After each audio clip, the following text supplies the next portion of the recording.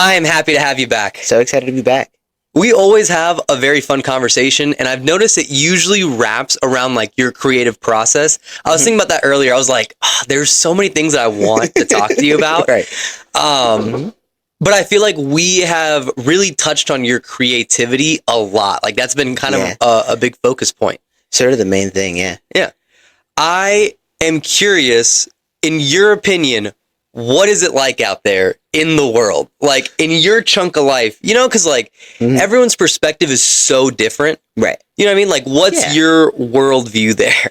Right. Dang, that's a good question. Right. So I think the important thing is that like the way in which I perceive the world is obviously like the thing I always have to remember is that like the way that you perceive the world is like you view it on a base of like everything you see through your through the lens of like your own values, and your values are bestowed upon you by like like your parents, people that you've met. They're just like humans are just like sponges for information, and depending on where you are and who you've been with, that sponge soaks up information and interprets it a little differently. So I got really lucky where like I'm a military kid, right? So like we've been from Ethiopia, we were like moving over from I've lived in like Europe. I've lived in like a small. I lived in Slovenia. I lived in California, Chicago. Like I've been pretty much all over, and I've gotten like really lucky, and I got to meet like a lot of different, unique people. So that instilled in me a sense of like wanting to get to know everyone really bad, and valuing things that I don't understand.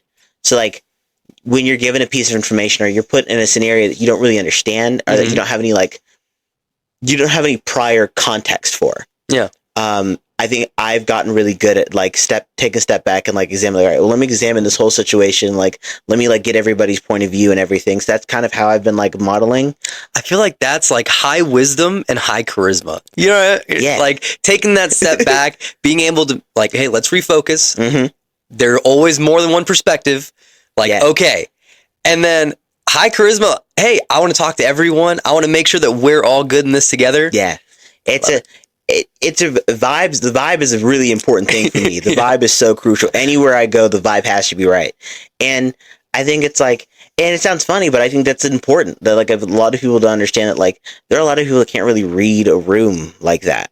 Like they don't really they don't understand what reading a room really means. They don't know what that entails. Like, let's say like if you're at a party, right? Like whether or not you're a host, you're just a guest, everyone is responsible for the vibe, and everyone plays a part in making sure that the vibe is right or the vibe is good or friendly.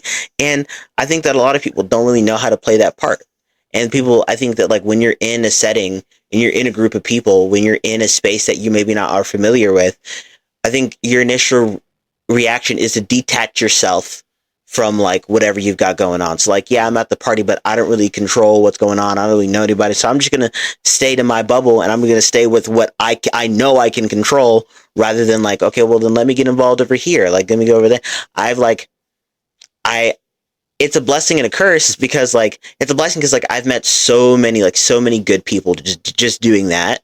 But like, also I feel like I micromanage events constantly. Like, I micromanage parties that are not for me, that were not made by me. Like I happen to be a guest, and I'm just like, I'm like, okay, well, we're gonna run out of soda in a little bit. So like, what are we gonna do? And so that taught me just like, it just taught me a lot of empathy, right? I think that a lot of people struggle with empathy. Like they're not putting yourself in somebody else's shoes, as like common as the saying is. It's a really hard thing for a lot of people to do. People that don't understand how to do it, and that's not the way that their brains are wired.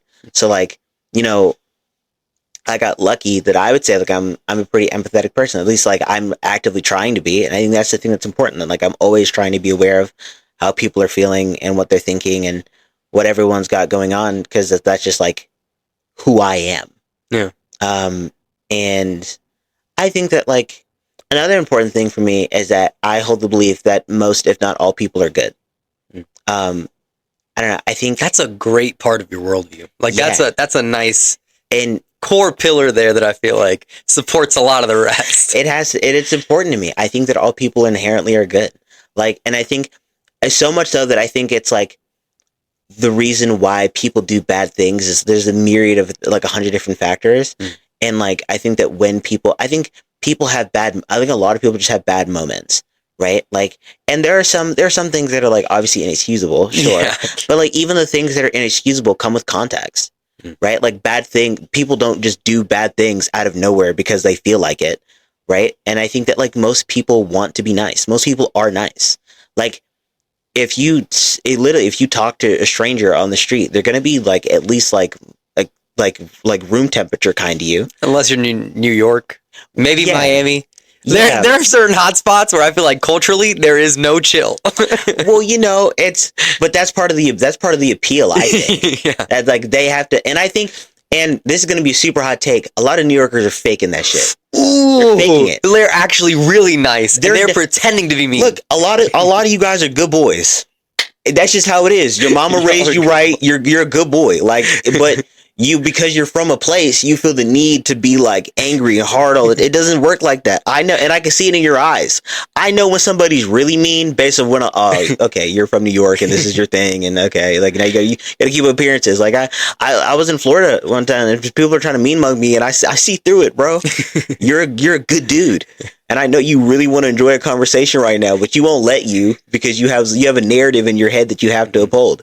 That narrative is way more important to you for some odd reason. Nah, man. Most people are good. And if, like, I think that, like, and you know this, that, like, a lot of it comes from a base desire of, like, society is an investment. Like, if you can even, like, do it on a micro level, like a neighborhood, right? Yeah. Like, I'm not going to go into my neighbor's yard, and I'm not going to fuck with his trash can. I'm not going to do all that stuff, because I wouldn't like it if he did the exact same thing to me. Correct. So if I go out and I set this precedent of being respectful, right? The hope is that somebody picks up on that precedent and then continues the same thing, and we can start a chain reaction of people being nice. And I think that's how society is. I think it's like, not only are most people good, but I think most people feel the need to be good because they want to invest in goodness. And the more that you invest in goodness in like your immediate area, the more that like goodness spreads. It's like, and you know this because like a lot of content that does well online is like when like we might have talked about it on the pod, outside the pod, but like the videos where people are giving money to like homeless people, everything, like those videos do really well because like goodness is infectious and people like seeing good things happen. Now, people equally like seeing bad things happen, but that's just because good things and bad things are all drama. It's like everything's dramatized. Yeah. Right? So like, if you're watching a TV show and like something horrible happens to your main character, right, you're just as invested as if something like he finally achieved the goal he's been searching for like the whole time. And people are the same way. Like, yeah, like you watch a video and it's like, yeah, I want you to knock that drunk dude out. But also like, oh, like, that lady was having a hard time at the bar and some dude stepped in and made sure she was okay. And you're like, yeah, I like that. And I think most people want good things to happen. So they're constantly trying to put good things out into the space so that in turn they can attract goodness. I really agree with you on a lot of those points. Like the reason that we can drive down the street every day and for the most part, right, we're pretty good. Like, you got your casual road rage. You got your angry mom with kids in the back. You got your, I'm texting and driving but still paying attention. You got your I'm eating food but using my knee driving. You got all those people, but for the most part, everyone's like, hey, I don't want to kill you if you don't try to kill me, so we're gonna go the same direction. And we're all gonna, as long as we're loosely driving the same speed, we'll all get home. Right? Oh, that guy's quick. And that's when people break the social contract like that, you immediately notice. If we're all agreed that the speed limit is 50 and we all are allowing 55, when you put 70, everyone's like, okay, man, all right, really? That guy's in a rush. Yeah, like, oh my God, like what's that guy going on? Because we all agreed. Yep. The sign said 50. We're allowing 55. 1,000% speed. I can't even, because I have to get to 55. Okay, because I know it said 50, but like if we all have to, and I think if you want to speed and you want to do it and never get pulled over, you speed in like small increments. Like there's going to be a time frame where you have to drive the speed limit. Yeah. Right. But if you slowly press up on this guy's bumper, you're giving him the cue to drive a little faster because he doesn't want you to be right behind him. Yeah. And the person behind you, they're going to pick up because they're behind you. They want to go fast too. The person behind you wanted to speed like 20 miles ago, right? And everyone's just going to go a little faster, right? Until we're all going 10 over and the cop can't do anything about it. This became a whole setup for a conspiracy to get people to move quick in the same direction. Absolutely. I have a question for you, and it's about your brain. Yes. So my wife and I were talking. We went for a little walk. And one of the conversations I brought up is that I think of things in a narrative format. Mm-hmm. I can't think of pictures. If you give me the floor plans to a room, I break it down into words. No like visual image. Right. If I focus really hard, I get like kind of like a sketch, but it's very fuzzy. Mm-hmm. As opposed to my wife is all images all the time. And it's just, we like different things. We play different games. Like it truly does affect our day to day. And I'm curious, how does your mind break down information the most comfortably? I would say it's probably all images, I think. So much so that whenever I'm like, it happens constantly with like little information with like games that I'm like playing with like music that I'm listening to, everything is broken down into some sort of like video form in my brain. So like when I'm reading, so like say like the books, the authors that I like enjoy the most and everything of like are the authors that I can have the easiest time translating it into an image in my head. Right? I think that like when you're reading something, I think that when you translate information like directly for me, that's like immediately like I think I instinctively take a step away from that because I'm like, okay, well, there's a chance that like I could be like misinterpreting this, like maybe my mind is playing a trick on me and the information is not actually what I think it is. But like if I break it down into like an image in my head, and then I'm like, no, like becomes like a lot clearer. And I do that with everything, like even.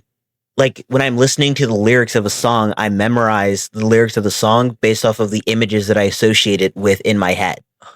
So like the lyrics of a song, like even if like the singer or like the rapper or whatever, they're describing them doing something, it sticks a lot easier in my head if I can like I immediately envision whatever they're trying to give me. And then it works even better because like now I'm envisioning the emotion that song is making me feel and I'm applying it to the image of it that I have in my head. Can I tell you a crazy take real fast that just got me at the end there? When I listen to music, I don't hear words for the most part. It's zero. Like I will listen to the same song 50 times. Don't know a single lyric to it. I don't even know how it starts. Music does not play in here. It's literally just words. And music does nothing. And I have a lot of friends who are like that. Where like I memorize the lyrics to songs like really quickly. But I think a lot of my friends like, how do you do that? Because I think a lot of people take in music. You're not like people don't break down music in their head. When music hits your ear, it is like a block of music. Correct. It is just it's like a block of sound that goes into your head. And sometimes the block sounds awesome and sometimes it doesn't. But that's all it is. It's just like a block of sound that enters your brain. That's a great narrative. I love that. Yeah, I can imagine that. Yeah. I feel like I'm imagining a giant ear. And like, bow. This is a block of music. But it's just like just a brick of sound. Where like for me, yeah, that's crazy. Cause for me, it's like literally the exact opposite. Like so much of like, I will listen to a song a bunch of times to focus on listening to different things. So like, I would never, I listen to 2 songs in a row. There's something wrong. I have to stop. I feel physically ill. I've spent too much time on this. Right. There are some songs that are 5 minutes. Can you believe that? 5 minutes. That's dude, back in the day, look, I get it. Back in the day, you had to play it for radio hits. You needed to have a body of work. But like a lot of those artists, like I get it. Like you're trying to be artsy, you're trying to be cool. You don't need 7 minutes for a song. You just don't. And you just don't, like I'm telling you, you don't have enough to say. You never do. What ends up happening is that like, I was like, hey, I've heard this chorus about 7 times now. Right. And it's like, a lot of older songs, they try to fluff it up, and now they're like, oh, songs are so short and they're so damn. But I'm like, yeah, man, like You get to the good part. They hit hard. You get to the good part quickly, and then you get out of here. So I can get to I think it's like the way that people literally, and that's so crazy to get on if I can get on like a little tangent for a second, but the way that people make music is so different from back then, because I want to say that like the main focus was like you needed like radio airtime for your song, and you needed like I think it was just like the model of songs were different. So I think there was a lot more not like poetry almost, but like the way in which like you would organize like a poem or a play, like the sort of like structure that like music had like way back when. Honestly, this is like probably like mid to like early 90s going back. Like a lot of the music that was made there was like super duper structured, like and so that it just made longer songs. I feel like it was it's like pop hits, and humans, we like repetition. Yeah. And I think that you're absolutely right. I think that previously there was minimal airtime. We're thinking like 20s, 30s. Like songs are short. They're real quick, real to the point. 40s, 50s. I feel like it's kind of the same. You've got more of like the swing jazz kind. I think there was maybe longer songs, but then if you go real far back, everything was like symphonies, and they were very, very long. Yeah. So you had, and I think because you're playing with like a live orchestra, and you have like literally you have sections of people, so it's like you could stretch out that song for like 15 minutes. Yeah. You give people a 30-minute run. It was like, all right, every section has its own, like basically has its own song that you're weaving together in the one big thing. But like now, I think because of like streaming services and everything, it's like the ease, there's an ease of music. Like on the radio, like, yeah, you could like flip to a different station, but like that's sort of inconvenient if like everyone had their favorite station. It's like, oh, this plays like this plays like the rock hits. This plays like all like the good rap classics and everything. You had a long song. People they'd have to sit with that. They get the chorus stuck in their head. It was catchy. And then it was like, now you had like, and then they had like moments to just sit with the music. But I think because of like streaming services, music, I think like the process of listening to music is faster, right? You can pop in an AirPod, you can put it on a speaker, and then you can literally go and do a bunch of like a billion different things. Yeah. And then you could just have the song swap like that, right? You can pick any song that you want. So now the name of the game is like, how do I immediately grab somebody's attention and keep it here long enough for them to hear what I need to say and get in basically. And it's about like, you need to get in and then you need to get out. Yeah. Right. So you get in, you give them 2 minutes, maybe 2 minutes 30 seconds. You go like, you go like pre-chorus, like chorus, you go like a hook, you do like hook, bridge, you do your little thing, bring us back to the chorus, give us a little outro bridge, get out. And that's just like, to me, that's like how I like the songs, because that's like the optimal song structure. You keep that under 2 minutes, 2 minutes 30, and it's like, yeah, and that's perfect. Like you got in, you got everything you needed to say, you gave them like the cool sounds that they were looking for, you got them hooked, and then you lived them enough to be like, okay, well, what's on the album actually? Hold on. Let me see what else they've got. There are a lot of artists that are like really good at that, which is like why they're popular. Like, Sabrina Carpenter's like, and I was talking about it, it's like people don't understand that like it's not about her songs being catchy. Is that Sabrina Carpenter's songs are perfectly organized for a streaming service listening experience where like most people listen to their music. Her songs are they're catchy, they're energetic, they're fast, they're meaningful, they're unique. Like Sabrina Carpenter should give you like two people like Sabrina Carpenter and Chappell Roan are my favorites because they'll come in, they'll give you a unique bridge. There's storytelling. So they'll come in, they'll tell you a story, they'll give you a good voice. And then but you don't have to sit with that for too long. It's 2 minutes, 2 minutes, 30 seconds, 2 minutes, 45. And then like you're left with like a cheery, profound feeling or like a very like somber, profound feeling, but it's quick. And then they have like extensive bodies of work. So their albums are like 20, 25 songs long so that you can basically go down there and rinse and repeat. And then like that music is addictive for people. And it's like, that's why I'm like those two, like they're genius because like obviously like a lot of that's become industry standard, but their unique voices and like the energetic style that they have, they're way better at it right now than like anyone else. And that's why they're as popular as they are. Yeah. It's super sick. is so much that goes into music that I feel like people that listen to it like a block truly don't get. I was in band, like I played the tuba, I played the sousaphone, I was in marching band, concert band, full 7-year nerd because I did it in middle school and in high school. Nice. But I never really considered myself a musician. I was the literal worst player. I never practiced. It was a thing that I just threw on as an elective. Yeah, just so you can have it on a piece of paper somewhere. Yeah. You show it to somebody. Yeah. I went and did a little tour in Europe with my band teacher's like nephew. And after that, she kind of let me pass without having to test out and stuff like that. Nice. And we were cool. So that was, I took care of him on the trip. We had a great time. He was a really cool dude. That's awesome. But yeah, she kind of just like let me pass, knowing that I was just terrible. Like, imagine being the senior in the beginners class and then still being the worst player. Oh.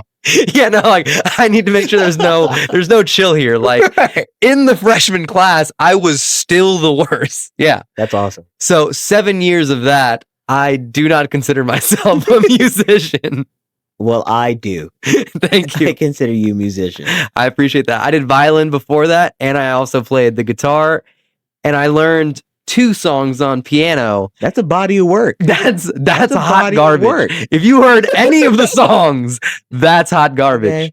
I remember I would do a violin like concert, and I would see these people and I would feel bad for them. Like I'm not even embarrassed because I hear what's coming out. Like, and I'm not embarrassed that I'm doing. I knew what it was going to be before I got up here. I practiced. I knew what this was. I knew exactly what was going to happen. I was like, I feel bad for y'all because nobody let you know ahead of time what was going to go down. Y'all expected like, oh, he's got to be at least decent, like to do this in front of all these people. Nah, there's no shame, and that's the worst, It's one thing that everyone knows is going to be bad, but like when only you know it's going to be bad, you're just like, ta-da. Yeah, absolutely. When we went to Europe to play the tuba, I literally had the crappiest tuba because all of the people in my class, actually in the entire school pretty much, they all grabbed the tubas to practice over the summer.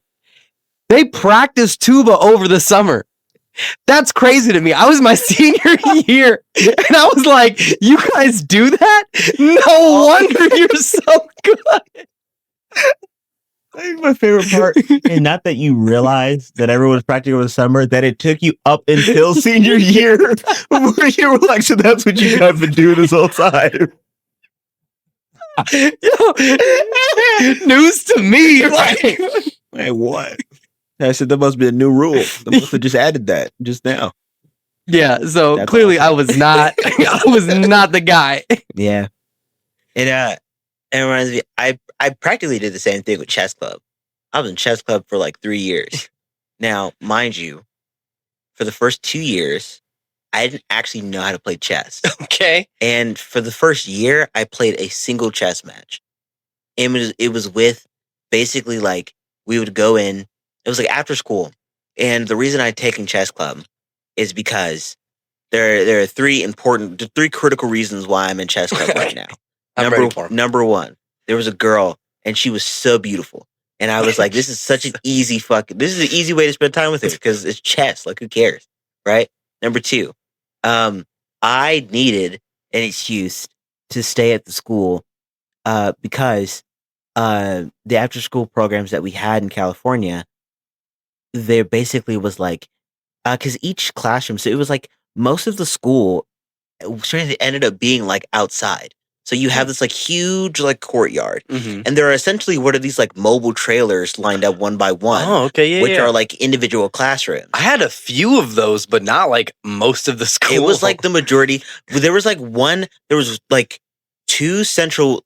Let's say 3 central buildings. There was like one which was the office, one which was the cafeteria, and one which was like not the gym. It was like basically it was like a pseudo gym for like sports that had to be played inside, like activities that had to be done inside. Yeah, right. But everything else was like pretty much we had this like long stretch of like yard that led out straight to the playground, and then like you come from the playground, go back up, and it's like these like little mobile trailers that were just all classrooms, right?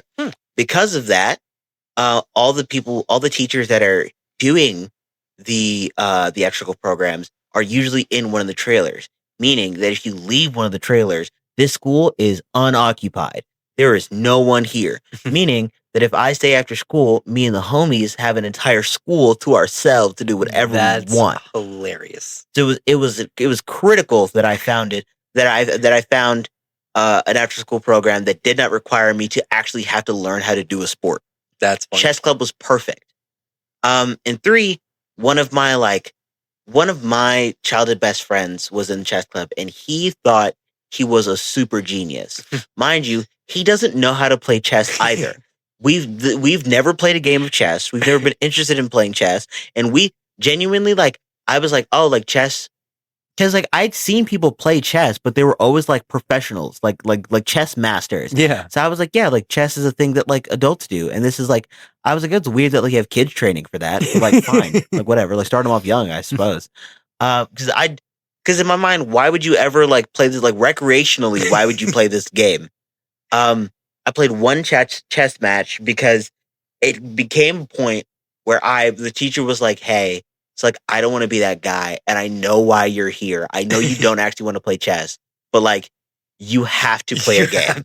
Like at some point, you have to do chess at the chess club. This is year 2. This is year 2. You have this conversation. Pretty much, yeah. Mind you, the first year we had to do like an intro chess match. Like if you know how to play chess, like go ahead and get a board. If you don't, then like go ahead and just try it. Mm-hmm. Just learn the rules and everything. And me and this other kid sat at a board, and I was like, yeah, so we're just waiting to go outside, or what's going on here? This year 2, she was, bless her heart, she was like, you have to play chess. And in my mind, I was like, you're being unreasonable. You're absolutely unreasonable. But I was How dare you?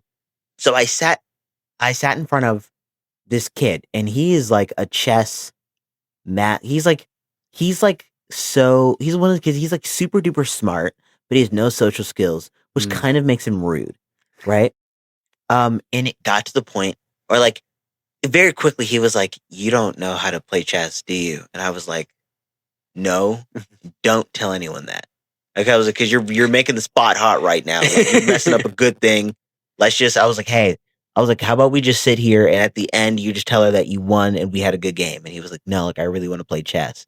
I was like, dude, what is this dude's problem? What is your issue, man? Like, you're blowing I'm here to do the thing that I signed up to do. How fucking dare you? Dude, what is your problem, man? No, I don't want to play chess at chess club. Are you stupid? Like, what are you talking about? So it got to the point, and I feel so bad because, like, again, he was like really passionate about chess. Like, this is a space for him to play chess and get good at it, and find other kids that were interested in chess. Unfortunately, he met you, and he had to sit across to some fucking asshole. We're just like, yeah, sure, whatever. It got to the point where like I'm like moving pieces, and he was like, okay, you can't actually move it there yet. I'm like, okay. I go, well, it's not really your turn. You can't really. I got to a point I was just like, all right, well, now I'm gonna mess with you. And I was like, yeah, so my queen's gonna leave the board because I want to do that. And he was like, what? I was like, yeah. I was like, I was like, I don't know about your queen. My queen is a life. She has better things to do than fuck sit around and watch you guys fight all day. Like I was like, my queen's a mother. Disrespectful asshole. Like, you know, she's a busy woman. And I was just like that. It was just me like messing with him for like 10 minutes. And then like this poor guy, man. Poor kid. And he like freaked out. He was not happy. And it got to the point where the teacher was just like, I just think maybe you should find a different club. Oh no. Fuck you. Das Boot. You got me kicked out of chess club, you piece of shit. Hey, my man just wanted to play chess. He just wanted to play chess. I signed up to chess club to play chess. You shouldn't have. Middle school Ari, the menace. So, in light of that, this was devastating. This was a devastating hit because we had lost our excuse to be at the school. We didn't want to play. Dude, I don't want to play chess. I wanted a completely unguarded fucking playground. That's my goal. Completely unguarded playground. Well, we realized that but the teacher was wonderful because she was like, you guys can like, it's chess night. You guys can make your own club. And we're like, what? They're like, Yeah, and you could like pretty much make it anything. And that was the dawning of Roblox Club. Oh, that's awesome. Yeah. Which, crazy enough, we started as like almost like a bit so that we could go hang out, and turned out being a really positive force in my life. Which like unironically was super helpful. Of like just having a space to like, because like school was like hard and like stressful. And I'm not like, no, I'm not a stupid kid, but also I'm not the most engaged, and I'm kind of a class clown, and it's like I'm falling behind and I'm a little stressed, and it's like also like it was an awesome way to make friends, and we would just get on Roblox and just like literally we go to the computer lab, and like we had a chaperone for all of like the first 2 times we went, but like because um they would tell you like, oh, like they'd like usually they'd like assign you a day based off of like when your like teacher could be there for the club. To say like chess club was like every Tuesday, because it was like Tuesdays were like basically her office day, but like the way that she graded, like her Tuesdays were usually always free, so she could do chess club for everybody in here. And she was like a grandmaster. Oh yeah. So she was like actually like really good at chess, and I'm sure she was a great chess teacher. Like really, I can see her like really helping people understand it. Not me. I have no interest. You stay away from me, right? But for all the other kids, like I'm sure she was an awesome teacher. We had to get a PE teacher to come do the chess club thing, and you can't really give out homework like that. You know what I mean? Like we have health 1 time a year, so that's really the only time where he's not just doing PE. So pretty much we had Robot Club pretty much like every day, and then it got to a point he just stopped coming. Because it was like he didn't know what Roblox is. He has no idea what we're doing. We're just like on a game playing computer, and he just like occasionally has to look over to make sure we're not watching porn and everything is fine. Gravy. And he realized that we were so committed. Like the first day was like, oh man, like whatever, get on. Day 2, we're locked in.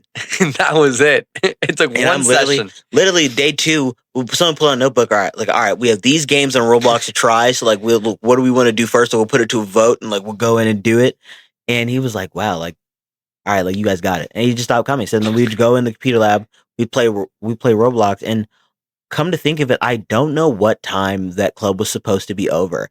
Like I think at some point, somebody is just supposed to remember that we're in here and come in and be like, hey, shut it down. Yeah. Because there were some days where like we play for like an hour or two, but like there were some days I think like the longest we've ever done it was that like, because basically my mom was like, as long as you're at the school, like just let me know and I'll come get you. That's cool. I was there for like an extra like 3-4 hours just grinding on Roblox, and we're like, dude, this is awesome. And it got to the point where like, so we would just like, some people would just leave voluntarily. We're like, all right, guys, this is fun. I'm going home. Yeah. I have no idea how I got on this topic, but the important thing is I know what it's like to join a club and be fraudulent while you're there. Hell yeah. That's the life. It's awesome.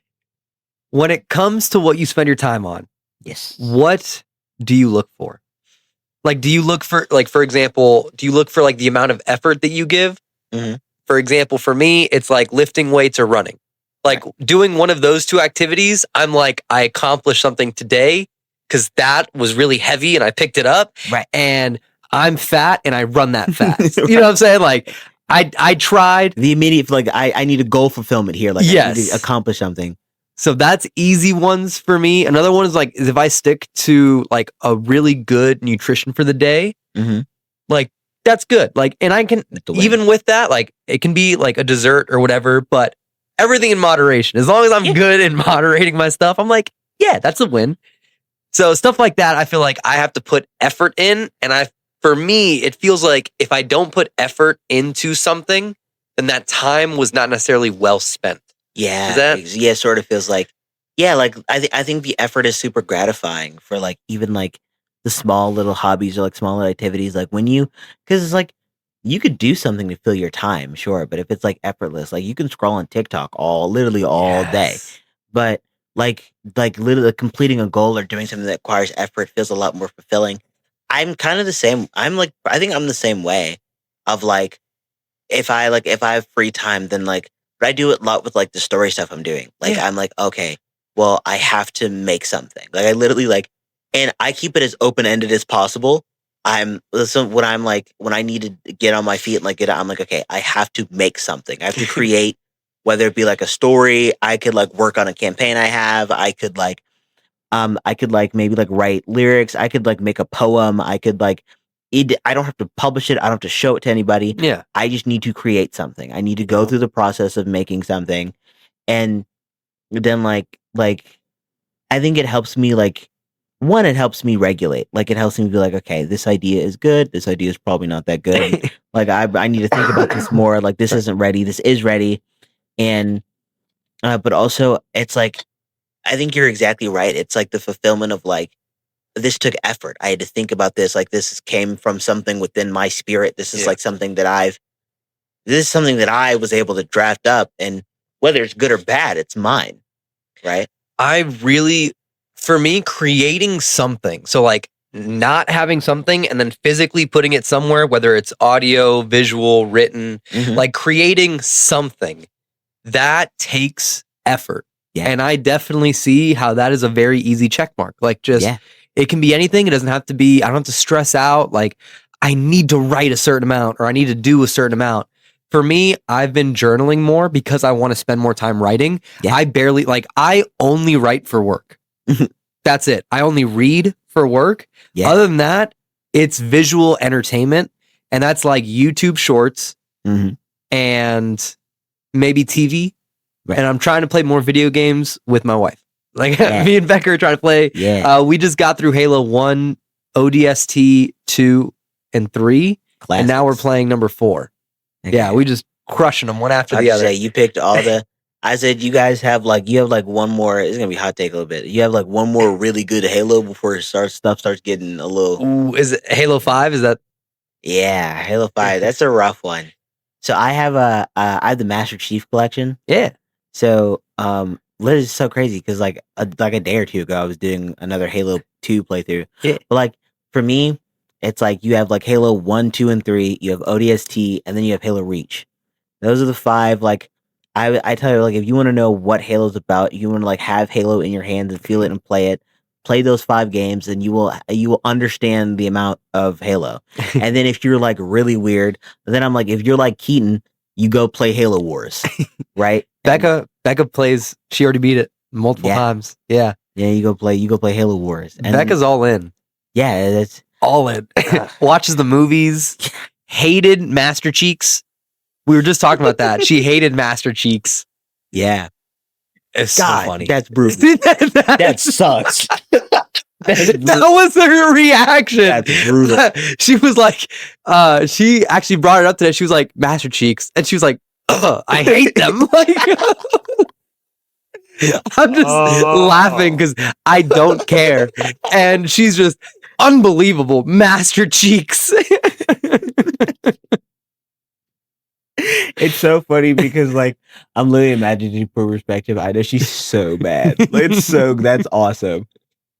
Yeah. Master Cheeks is fire. Zoe called it that. Zoe was like, Master Cheeks? And that's when she got mad. Because Becca said it first, but Zoe's watching us play Halo 4. Like, good or bad parenting, I don't care. But she's like, Master Cheeks. She didn't watch the show, but Becca just brought it up. Right. And Zoe was like, Master Cheeks? That's his name? There he is. And now that's ingrained. That's the first way that she learned about Master Chief. His first name in Zoe's head is Master Cheeks. It's Master Cheeks. Because of her mom. I want to make that very clear. I didn't even say it. Said I had nothing to do with this. Yeah. All her.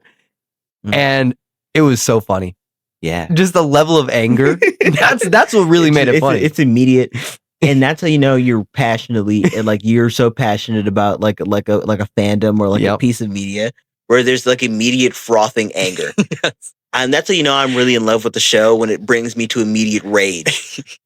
How much time can you spend gaming? I can do 1 hour and I like have to stop. But I talked to her a little bit about before though. When she plays, it's like relaxing. She like takes the seat back and like she does it, whatever. For me, it's like a sprint. I'm like, I'm sprinting with Master Cheeks. We are killing everything that we can. I am dying hundreds of times. Like, there is no chill. She's up there sniping. She didn't even leave the perch that we first like spawned on. And I'm just like, the entire time. Fucking go. Yes, he is not stop sprinting. Like, Yeah. I do it the same. It's crazy.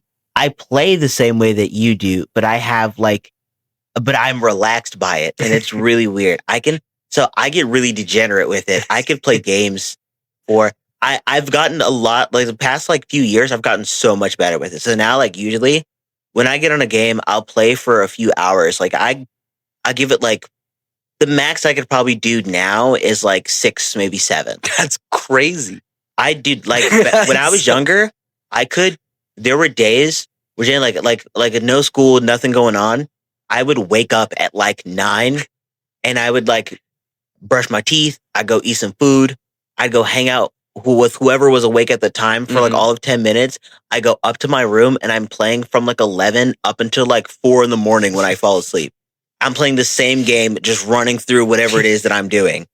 Like, I can't do that anymore, luckily, but like, yeah, especially now that like, now I love like narrative games. Like, man, shout out Keaton. We're playing Baldur's Gate, dude. And we're still playing Baldur's Gate. Game came out like a year. It's been like maybe 2 years. Yeah, it has been a minute. Yeah. It's like 2 years since the game out. I'm still playing Baldur's Gate. Well, I mean, it's a great game and it's huge. Like I definitely get it. There's a lot to it, right? Yeah. I've still never played it. Yeah, I'm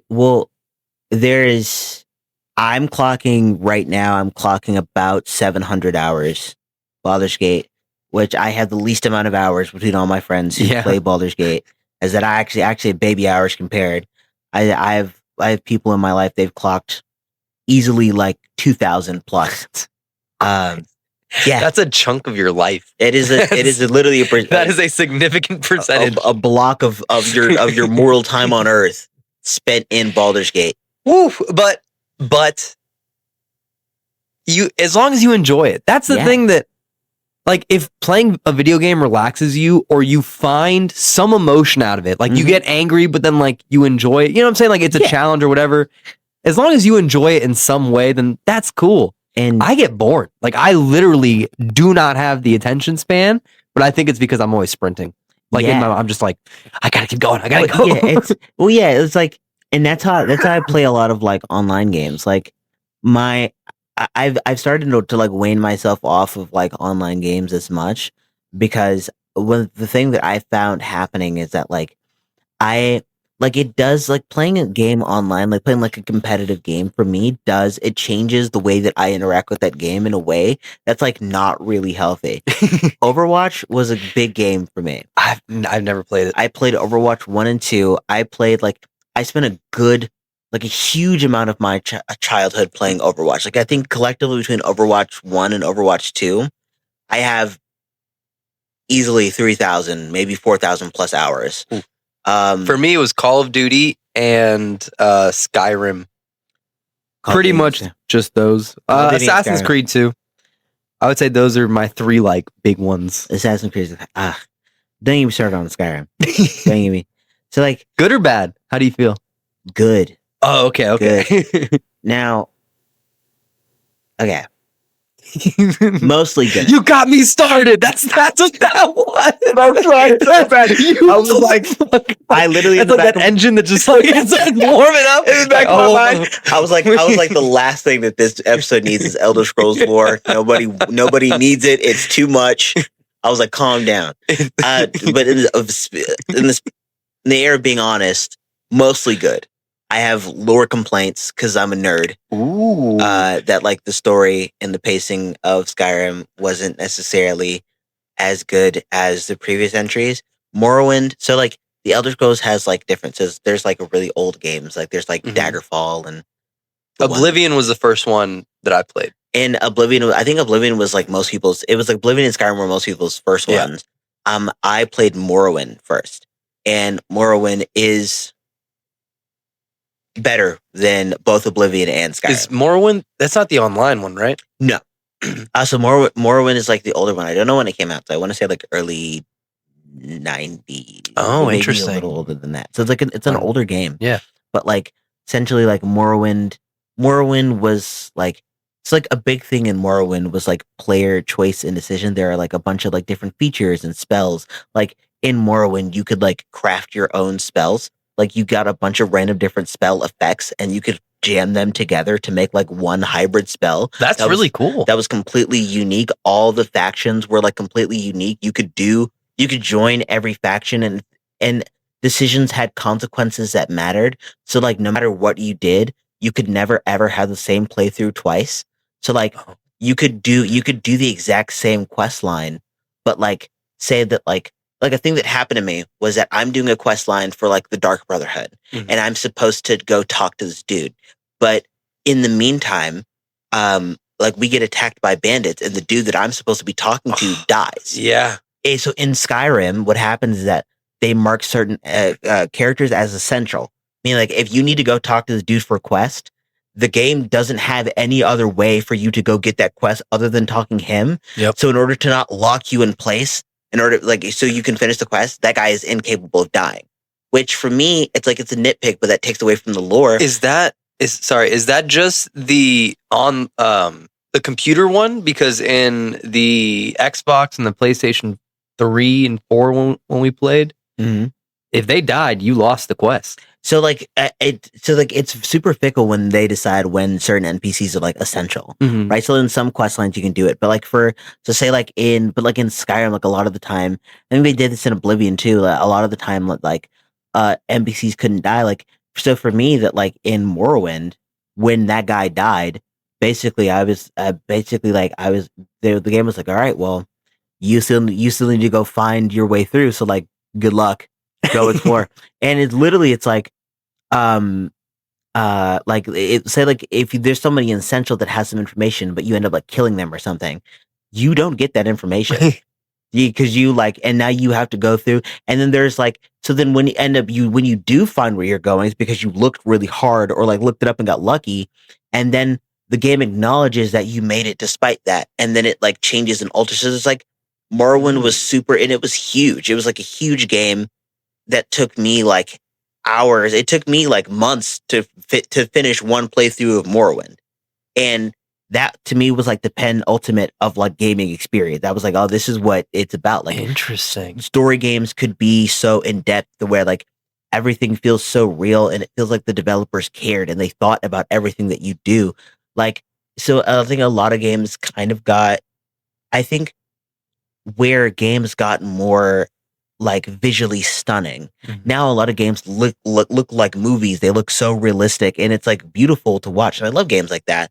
But I think they're ignoring a lot of like the polish and the shine on a lot of games in order to have like they're ignoring the substance of a games to have like a really polish and shine. What I like. A lot of games kind of feel a little more hollow than they used to, but they look a lot better, which is sort of the trade-off where like I don't mind a game that looks old. Like there's like I have like so many old RPGs that I'm like so desperately in love with.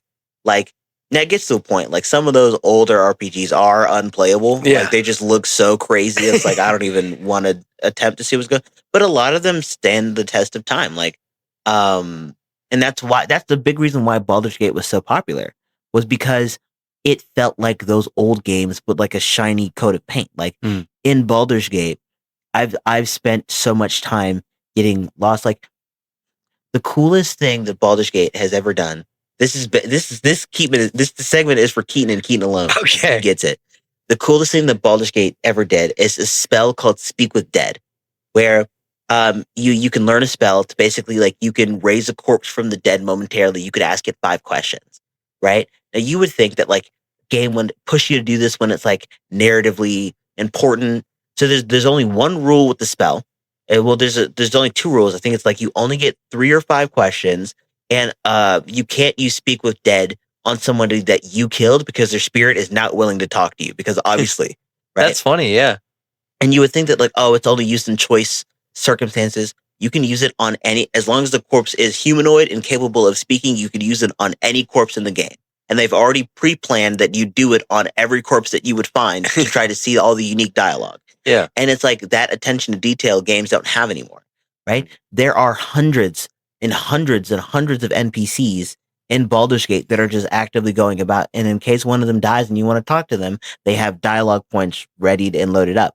In every class that you pick, you have your own unique dialogue options. And every race you pick has your own unique dialogue options. And there are like decisions that have weight and that matter and that are affected by what kind of person you are and the decisions that you make. And then it's like those games, like it is so easy to get lost in those games forever.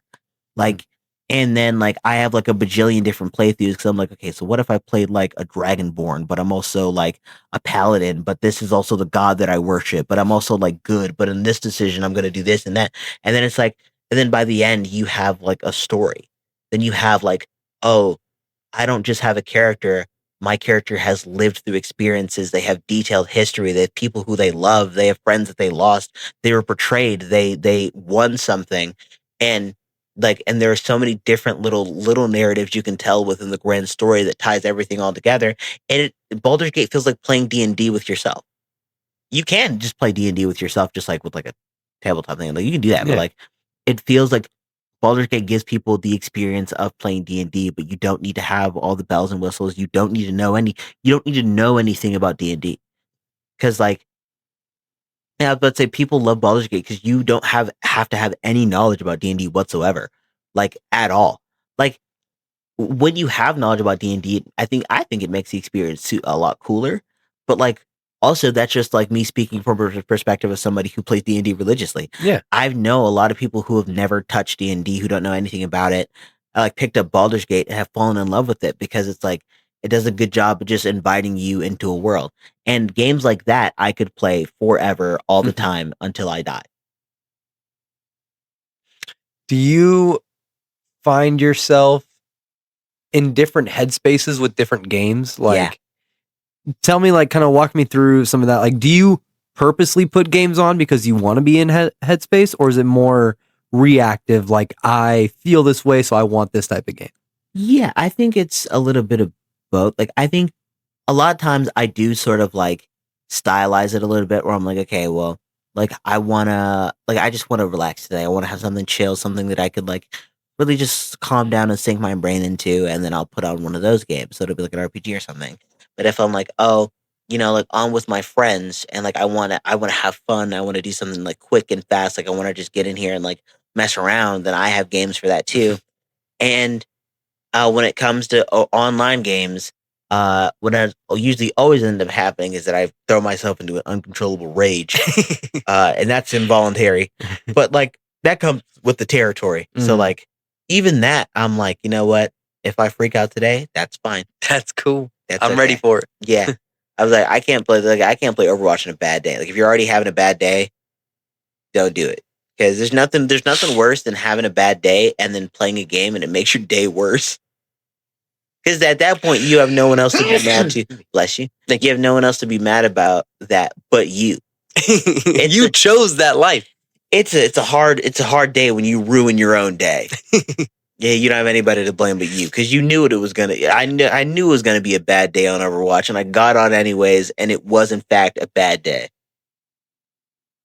I don't know. I can't relate. Sometimes when I feel antsy, I go to the back and I chop the tree down with an axe. I just do that for fun sometimes. Like, like whenever like you want to move, I'm just like, ugh, and I go back there and I just start chopping it. Not to cut it down necessarily, but just to like, to release do energy. something. Yeah. Those are on days unlike today where I'm just like, I haven't worked out for a while or something like that. And I'm just like, I just need to move. But other than that, I'm pretty much dying with my current workout routine as is. So all good there. No need to mess with the axe. Absolutely. Yeah, I do. I think I do like music. Like when I have like a bunch of jitters and I just need to move and do something, I'll like literally like especially like I think I get really bad at this like at night. Like I have to have like 30 minutes to myself at night before I go to bed because I think I just get really like I just have a bunch of pent up energy from just like say if I'm like in the house all day or like I've like when I'm if I work that day then like I'll be fine. But like on days that I'm just like kind of sitting in the house and I know I've worked tomorrow and everything, I have a bunch of like energy because I haven't moved in a while. Like I'll like throw in some music and just like pace around and just like listen and kind of feel it. and kind of like just try to get that all out of my system before I go to bed or something like that. That's a good like protocol to have as far as the evenings go. I know that they say that you shouldn't be using like any electronics or have any screens and stuff like that. So, I mean, honestly, it sounds like that's a pretty great like cool down kind of for the day. Maybe more people should start using that. Right. Yeah. Right now, I take like this magnesium like 30 minutes to an hour before I go to sleep, and it's been a pretty significant difference as far as like helping me stay asleep. It doesn't help you go to sleep or anything like that, but I don't know how it works. Like I couldn't tell you how the breakdown of the magnesium is or anything, but it works. It works. And you heard it here first. The magnesium works. Yeah. It just works. Have you used it before? Never. Oh, okay. I thought you were like, yeah, same. No, I said I'm riding really heavy on you. So in case anyone tries the magnesium and it doesn't work, I want that to immediately fall back on you and you alone. On your word completely. Very well. It just works. It just works. Yeah, no, I'm on like an old person like morning routine and stuff. Like I'll wake up and I'll drink water, creatine, sea salt, and then lemon juice. And then I have some joint meds. And then I have a vitamin D gummy because I'm a child. Nice. Yeah. Whole shebang. I go the whole old man route. We're working the. I said the supplements are important though. Yeah. They're super important. I probably should be doing the exact same thing. I probably should be taking magnesium. I should probably shut up and go see if it actually works for me. I should probably go just because I used to have like really bad insomnia. And I think a big part of it was like my diet and everything. Like I used to have a really horrible diet. And like I was like always eating like really sugary stuff and like really like a bunch of shit like right before bed. And I was just kind of accounting for like, oh, I'll just have a sugar crash and I'll be able to go to bed. But that's not always how it works. Sometimes like you don't crash, you just stay awake. It's gross. And it gave me really bad insomnia. And then it was like a whole thing. It took me like a few years to actually get my sleeping regular. And it's like sometimes I still kind of like struggle with it a bit, but like I think that like I don't know, probably like a magnesium or at least like a lighter sleeping pill would probably do me wonders. Yeah, actually. For sure. I mean, sleep is such a core aspect. Yes. Like it really, whether you're young or you're older, like there's never a point in your life where more sleep is necessarily bad. Now, obviously 7 to 8 hours is what I mean when I say that.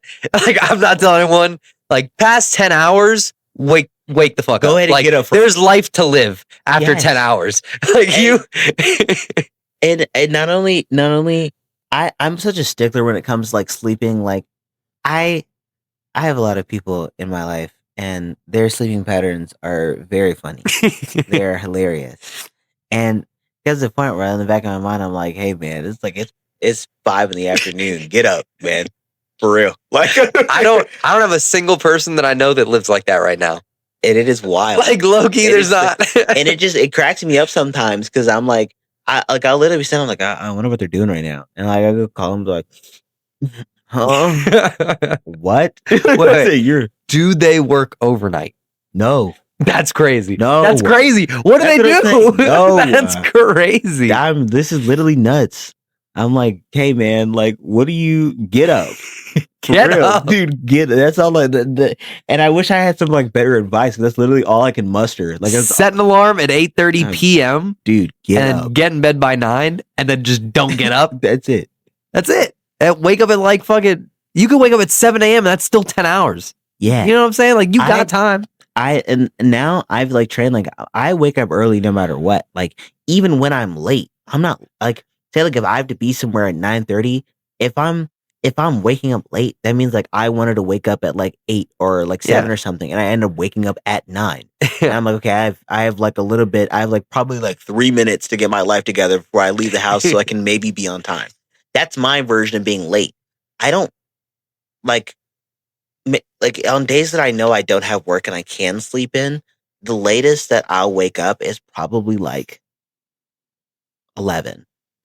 And then I'm like, and even waking up at 11, I feel like just a little crazy. And if I wake up any time past that, I'm like, all right, like I'm a bum. Yeah, I'm a bum. I'm a bum. I get it. I have that problem when it comes to like smoking weed. When it comes to smoking, I always feel like a bum. Like anytime sucks. I sucks. really make effort to like do stuff when I smoke, but just to prove to yourself that Yeah, you're not above. exactly. Just to be like, I can always turn it on. You know what I mean? Like, For real. but no, I always feel like a bum. I was watching a podcast with Dr. Mike Israetel, who is Yeah, Dr. Mike. oh, I love him. He's awesome. And he was saying like he'll like have an edible on like Sunday and like hang out with his wife, and I'm like, yeah, like Yeah, dude. that's normal for people. Like It's regular. And you're not, you know what I mean? I think, but it's like, it's crazy because like, I think weed has such a crazy stigma. Oh, I think like drugs have a crazy stigma. Some drugs have earned the stigma.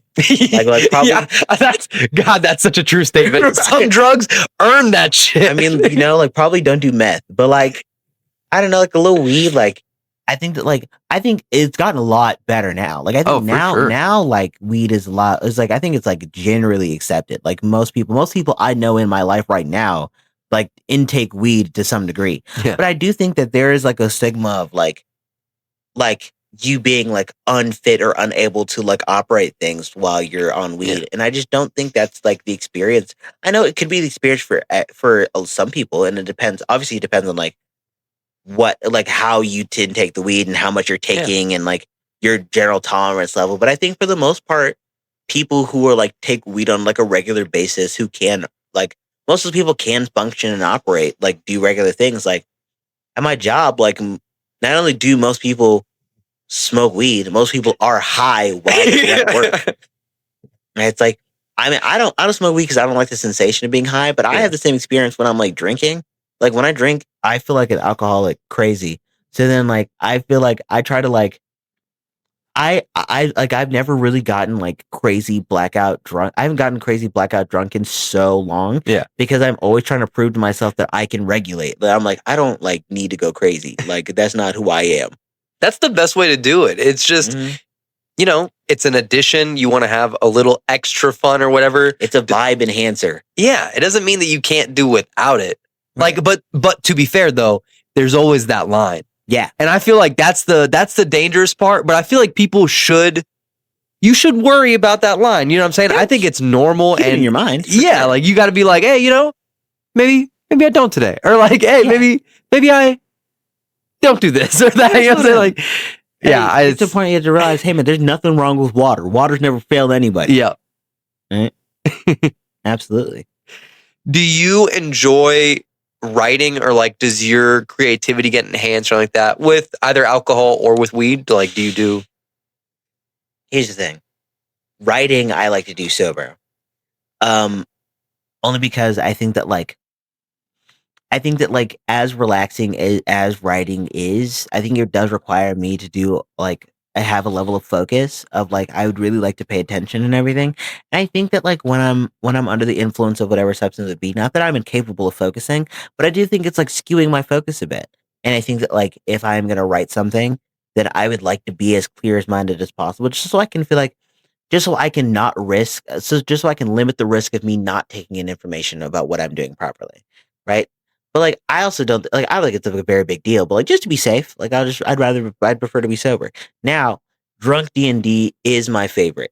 And if I know I have like if I know I have like a lighter session planned, a lot of time I will get drunk ahead of time, cuz I think that like I've conditioned my brain really hard to be like, especially when I'm like drunk, I feel like I get very spontaneous and I like take risks.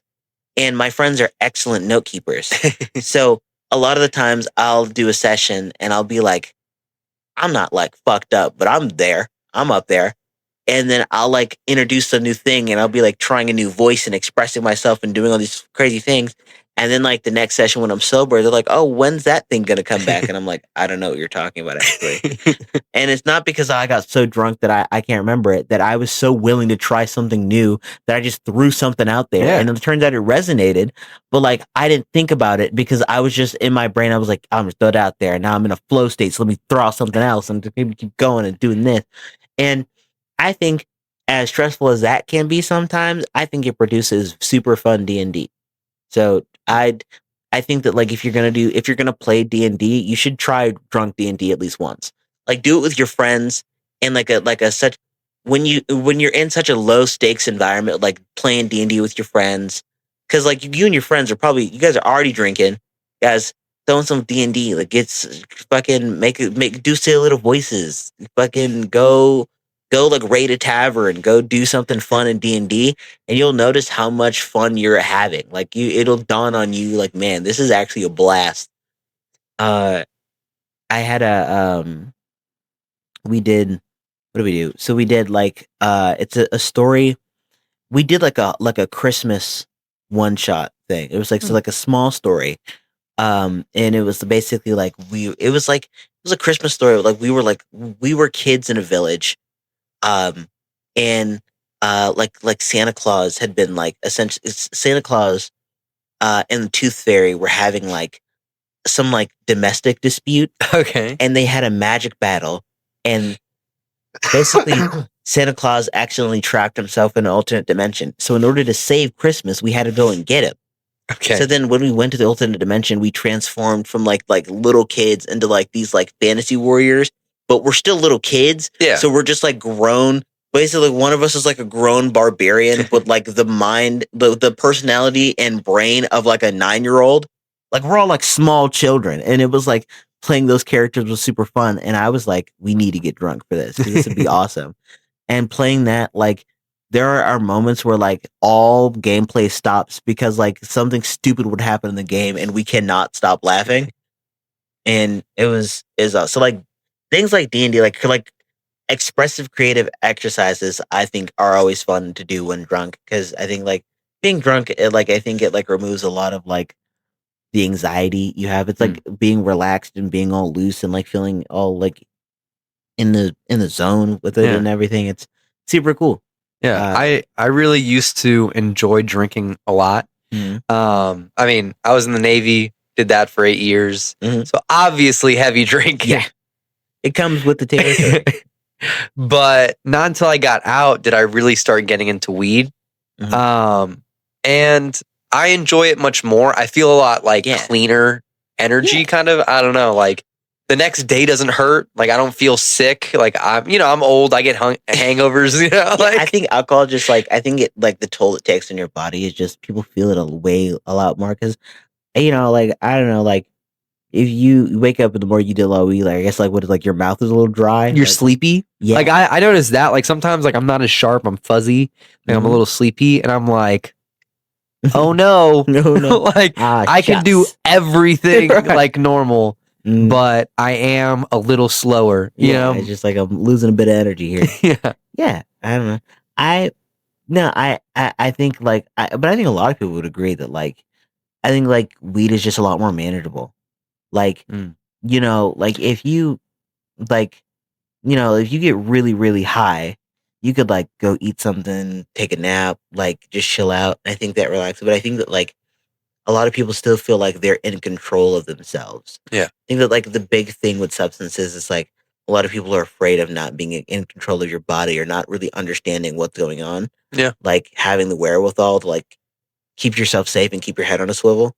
And I think that like weed allows you to do that with a lot more ease than alcohol was. Like if you're at the bar and you get fucked up, you're sort of at the mercy of whoever you're with. And if you're by yourself, you are at the mercy of total strangers. Yeah. And that could be like scary for a lot of people. No, for sure. I am I'm not interested in like hard drugs or like that. I am interested in like psilocybin. Like I'm interested in fucking shrooms, Yeah. Fucking that's cool. Like Sure.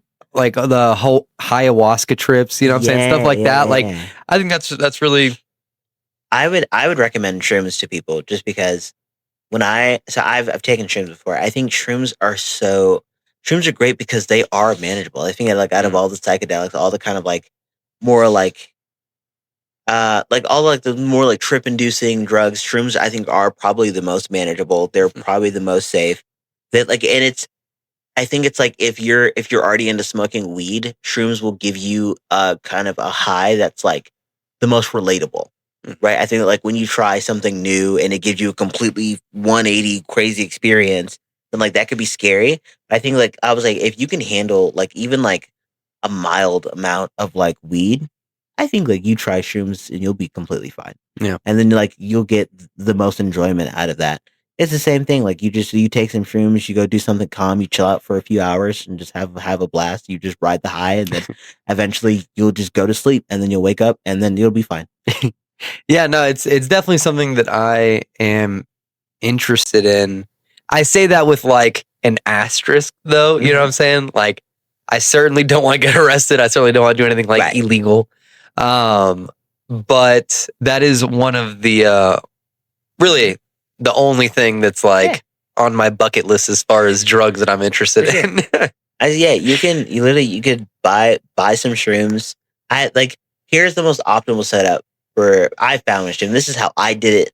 This is how I did it the first time, and I had a wonderful experience. Number one, I was with one of my friends, Steven. Steven is like, he was super considerate. He knows that like I hadn't really like experimented with a lot of that stuff per se before. Like that's just not my purview. Yeah. So, but he was super considerate. He like let me know that everything was going to be fine. Like I'm good. We did it. Pretty much it was like me. I had good music going, some nice lights. I had food. I was literally just sitting, just hanging out, like talking with people, like shit was casual. I think I was just in such a calming place where like I didn't worry about the high. Like I wasn't concerned about like when is it kicking, when is it feeling. Like they just take it, and then like I would do like take it and then go do something calming, like watch a video or go watch TV. Like let it go do something that you're used to, that you've done 1,000 times. Yeah, like do it in a space where you feel like you're in control of what's going on. That shit is safe, and like 9 times out of 10 you have a great time, and it was like an enjoyable experience. Yeah. I wonder, what is it about shrooms that gives people that like elation where they feel like they're at like the next level of awareness, or like they're really retrospective afterwards? Like the reason that ayahuasca trips and things like that are, it's like to open people's minds. I mean, the Native Americans here in the US used it, like all over the world, like the blue mushroom or whatever. Like it's always been kind of a thing that has existed in history. I mean, it even supported in the high ape theory, like stuff like that. Like it's all over. So what is it about it, as someone who's experienced it, that like, did you feel like that? Sort of. But I think I felt it to a very minor degree. Like I don't think I had any insane revelations, right? No epiphanies. I didn't come to any grand conclusions. But I think what ended up happening was, I think it's weirdly enough, I think it's a matter of perspective. Like as I'm kind of going through the motions, I just feel like I think there are centers in your brain. I think a lot of it probably has to do with the way that it affects your brain chemistry. So like the things that like the dopamine and all the stuff, like things that make you like anxious and alert and like closed off to information, are probably like numbed or muted through that entire experience. So all the information that you're taking in pretty much like a completely different perspective. Yeah. I think people are naturally like, whenever you're receiving like visual information or visual stimulation, I think that like people naturally try to understand and perceive it. But I think there's always like an air of like separation that you feel when you're sober, because you're also constantly doing like threat detection in your head. Yeah. Right. You just make sure everything's going on. I think when you're off shrooms or you're off drugs like that, like the ayahuasca and everything, I think a lot of those layers of threat protection are removed. So you're simply just interpreting the information around you with like a completely different lens, because like a lot of the things that were inhibiting your mind, things that you were like worrying about, and things like all the things that kind of make you form like that form your perspective in life are removed. Yeah. So pretty much you're just taking in raw information and then trying your best to understand it through whatever you can come up with in your head. That's a really deep perspective on that. And like I see a lot of valid like points in that. Like that actually really makes a lot of sense. I would like one final tip, trick, or idea, something to help out our viewers in whatever point of life they're at. What do you got? Talk to the camera. All right, here it is. The important thing that you need to always realize is that kindness and being kind to one another, it's a thing that people always talk about, and it's like an important virtue. And I think deep down, like, you know that it's an important thing. But I think also you recognize that people have the capacity to kind of be assholes. People have the capacity to hurt you. People have the capacity to do wrong by you. There's an infinite number of scenarios in which something bad happens to you, right? the important thing you need to know is that kindness and the act of kindness, it doesn't revolve around like choice and consequence. It's not the point, right? The point of being kind isn't some reward at the end of your kindness. The point of being kind is fostering community. Community is the most important thing in the world. And as times are changing, as times are getting harder, as the rules about how rules and laws change and everything, the one thing that will never ever change is community. There are neighbors that you live with. There are people that you go to school with. There are people at your job, at your, there are hundreds of thousands of people that you interact with on a daily basis. And a lot of you guys don't know who those people are. At their core, at their heart, you don't know them. Do yourself a favor, get to know your neighbors. Go say hi. Go strike up a conversation. Go invite them to do things. The more that you fester a community, the more that you will feel like there's a group of people that have your back. There's a group of people that understand you. The easier it will be to have your needs met when there's a group of people working towards a goal than you doing it alone. Because that lonely feeling is difficult and it drives you to understand the world in only one way. But there's hundreds of thousands of people who have lived their life just as long, if not longer than you have, to have a perspective that's worth listening to. And the only way you get that is through community. So go be nice to people. Go be kind. Go be open. And you'll quickly find that when you have community and when you have people in your life, everything's infinitely easier. Alex, thank you so much for Thank coming you for back. having me. So And much fun. that's it.